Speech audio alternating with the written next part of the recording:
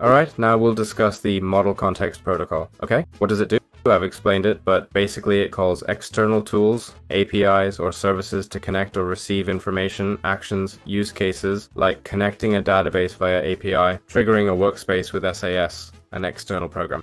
Here's the definition. Invoking a Model Context Protocol, okay? Basically, an MCP allows us, for your understanding, to connect tools, each with its own APIs and code. For, let's say, to start interacting with a tool, each has its own code, okay? What happens? Each tool operates differently, okay? There's no standard method in the market. I get it, but many just prefer to customize it and be done, because these are programs you create and develop gradually, right? So, what happens as a developer, you have to learn the codes for each tool. This basically makes it easier for us to have control of the tool without constantly learning each one individually, okay? If we select MCP here, it says, unable to connect tools on this server, check your settings and try again.